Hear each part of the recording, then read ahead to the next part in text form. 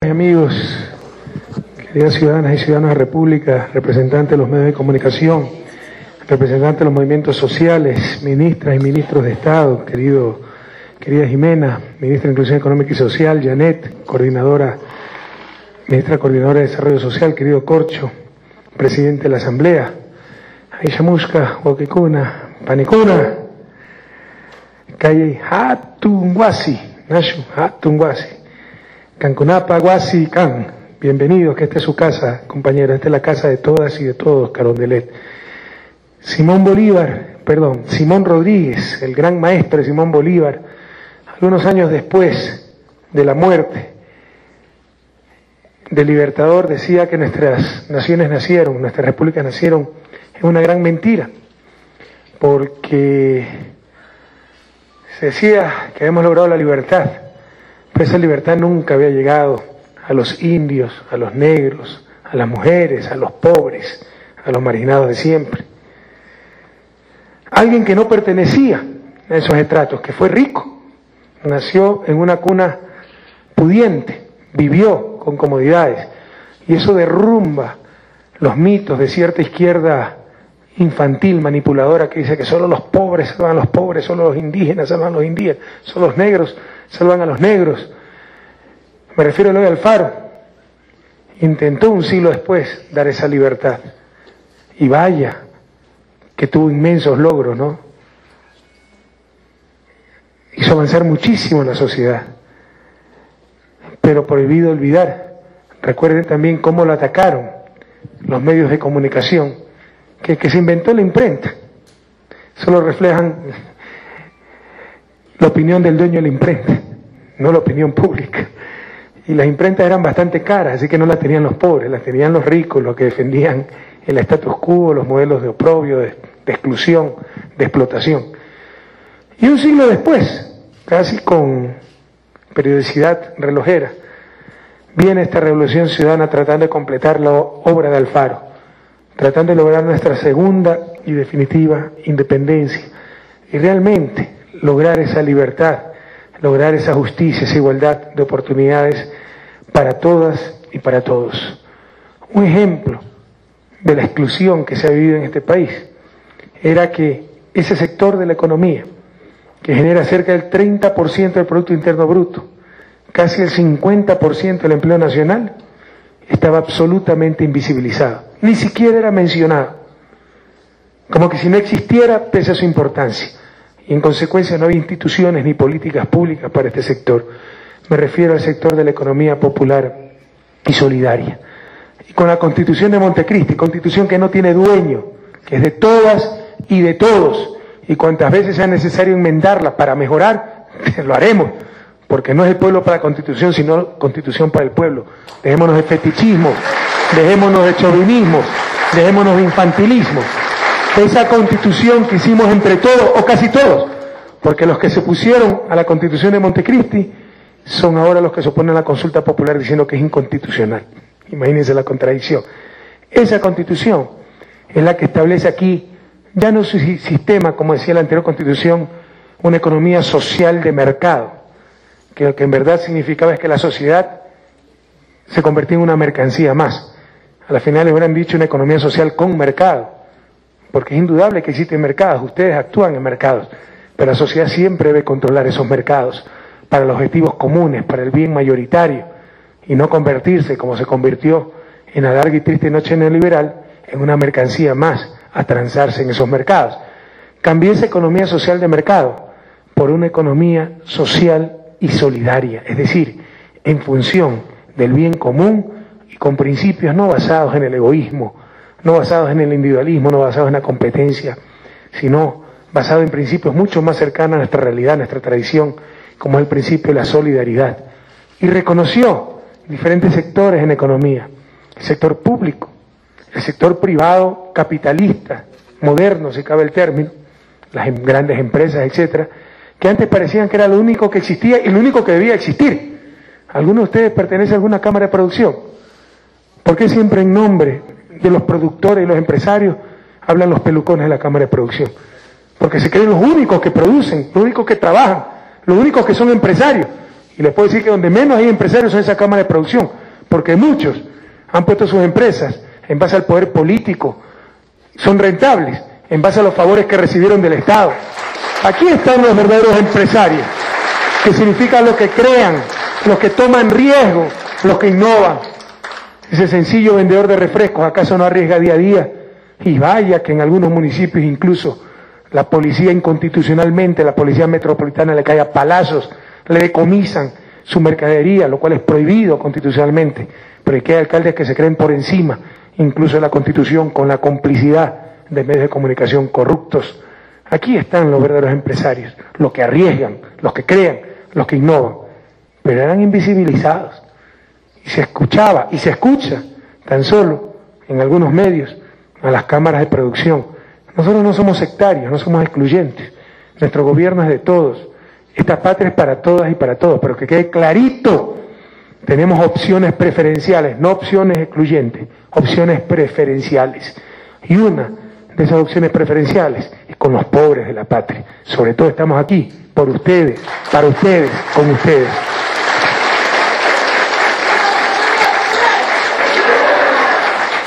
Y este sector tan importante estaba totalmente invisibilizado. Y parecía que lo único que existía y debía de existir eran los grandes empresarios organizados en las cámaras de producción, normalmente vinculados a poderosos partidos políticos, normalmente propietarios también de medios de comunicación, etcétera, etcétera.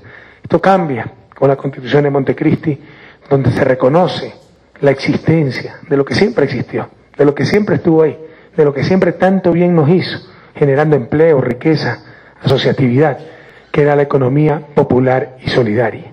Hoy estamos dando un paso más para esa patria de todas y de todos, para concretar, no con charlatanería, no con palabrerías, no con hipócritas rajaduras de vestimentas, hacer realidad esa Constitución con la Ley de Economía Popular y Solidaria, crear el marco institucional que reconoce, fomenta, fortalece, favorece a este importantísimo sector de la economía.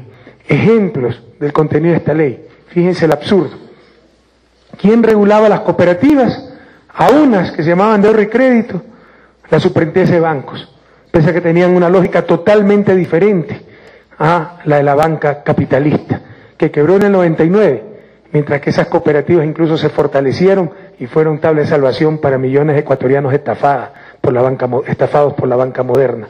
Y los regulaba la propia Superintendencia de Bancos con esa lógica de banca capitalista moderna, sin entender lo que era el cooperativismo. Y otra parte de las cooperativas la regulaba el Ministerio de Inclusión Económica y Social. Y ustedes sí se acuerdan lo que era la dirección de cooperativas, ¿verdad? Un antro de corrupción, desorden, suciedad, fealdad. La nueva ley crea la Superintendencia de Economía Popular y Solidaria para tener un ente especializado que regule, por ejemplo, las cooperativas, pero con esa visión social, con esa visión solidaria, no con la visión de lucro capitalista, individualista, con que se quería regular de la Superintendencia de Bancos.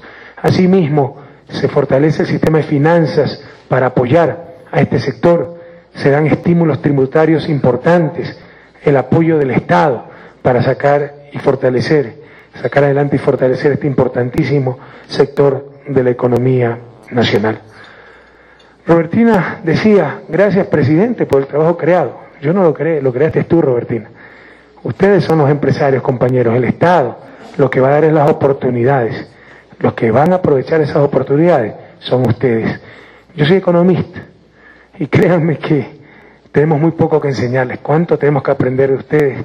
Que pese a tener todo en contra, han logrado salir adelante con sus microempresas, generando empleo, con sus negocios, han logrado subsistir, sobrevivir en un medio totalmente adverso, porque todo estaba en función de los poderosos, no de los pequeños. Eso está cambiando. Estamos cambiando la relación de fuerzas en este país. Por eso, los que quieren hacernos fracasar por todos los medios, incluso haciendo fracasar al país, son ustedes los que han generado ese trabajo, ese empleo. Nosotros, a lo sumo, como Estado, como gobierno, podemos dar las oportunidades. Son ustedes los que van a aprovechar dichas oportunidades. Y la Ley de Economía Popular y Solidaria habla de muchísimas oportunidades para el sector. Espero que la tengan mucho más fácil. ¿Cuántos siglos de injusticia? cuánta invisibilización, cuánto desconocimiento del aporte inmenso. Es más, seamos claros, cuántas contradicciones. Aquí siempre se ha querido satanizar la ayuda a los pobres, que el subsidio del bono, se rasgan las vestiduras, cuando los más grandes subsidios no han sido para los pobres, sino para los ricos. Hoy ya se olvidaron los 1.300 millones de dólares que en el año 83 nos costó la sucretización, cuando el Estado, todos los ecuatorianos nos hicieron responsabilizarnos de la deuda que habían adquirido unos cuantos empresarios privados en dólares. ¿Ya se olvidaron de aquello? ¿Y ya se olvidaron quién era el presidente en ese entonces o no? Nunca olvidarse de eso, porque se llena la boca diciendo que es honrado, que eso no fue un asalto al pueblo ecuatoriano, subsidiar con más de 1.300 millones de dólares a empresarios irresponsables que se habían endeudado en dólares. Nos hablan de subsidios, demagogia. ¿Acaso en el 99 no nos costó más de 6.000 millones de dólares el salvataje bancario? Mayor subsidio en la historia de este país, de nuevo no para los pobres, para los ricos, para los banqueros irresponsables y corruptos. Ya basta de tanta hipocresía. Aquí con esta ley no estamos dando caridad, no estamos dando limosna, estamos dando el justo reconocimiento a lo que siempre existió y tanto hecho por el país. Estamos dando oportunidades, estamos reconociendo a esas amas de casa que trabajan en el hogar, a ese comerciante informal que se la juega día a día, pese a los robaburros que le roban hasta la mercadería y le caen a palazos en ciertos municipios, ¿verdad? Estamos reconociendo esas cooperativas, estamos reconociendo esas empresas solidarias, estamos reconociendo la economía familiar, estamos reconociendo a nuestros migrantes. Gracias a sus remesas se ha mantenido el país estos años. Y fíjense qué paradoja, mientras los que más hablan, los que nos quieren dar cátedra de moral, de buenas costumbres, de políticas económicas, muchos de los representantes estos de la Cámara de Producción, vinculados a medios de comunicación, los que pareciera ser los únicos que existen en este país, son los que mandaban la plata fuera del país, miles de millones de dólares, mientras que esa gente que fue expulsada de su propia tierra por la irresponsabilidad de unos cuantos, nuestros migrantes, con el sudor de su frente se ganaban unos cuantos euros en Murcia, en Valencia, en Milán, en Génova, unos cuantos dólares en Nueva York, en Los Ángeles, y lo enviaban para el país. Ellos sí confiaban en su patria, y gracias a ellos subsistimos. Qué contradicción, ¿verdad? Y estos han estado invisibilizados, y los otros hablando todos los días, probablemente en sus propios periódicos y sus propios canales de televisión.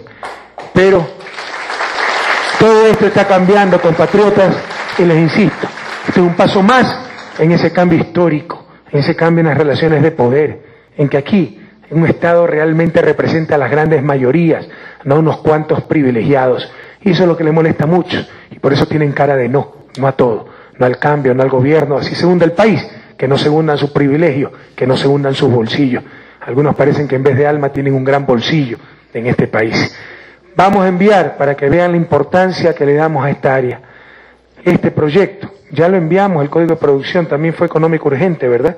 Código de Producción que organiza la institucionalidad, los incentivos tributarios para ese sector, que jamás lo hemos desconocido. Lo que hemos dicho es que no es el único que existe, y tampoco necesariamente el más importante, que podemos llamar el sector privado moderno capitalista de la economía. Hoy, con la misma importancia, estamos mandando como proyecto económico urgente a la Asamblea Nacional el proyecto de ley para la economía popular y solidaria. Proyecto que ha sido extremadamente socializado, proyecto que responde a una visión de país, proyecto hecho con absoluta responsabilidad, no la demagogia que algunas veces ciertos partidos políticos impulsan manipulando a la gente, a los comerciantes informales, etcétera. Aquí hay una ley con visión integral para todas y todos esos actores de la economía popular y solidaria, la más extensa en términos de empleo y muy importante en términos de producto en la economía ecuatoriana. Esto es un tributo para esos verdaderos empresarios, para aquellos que día a día, realmente, con el sudor de la frente, crean sus propios puestos de trabajo, se las arreglan para llenar dignamente la olla familiar, para llevar dignamente, honradamente un pan a la boca de sus hijos, y en lugar de haber recibido el respaldo del Estado, muchas veces recibieron tan solo los palazos de ciertos alcaldes prepotentes. Cuenten siempre con su gobierno, con el gobierno de la Revolución Ciudadana, y adelante, mis queridos empresarios. Hasta la victoria siempre, compatriotas. Gracias.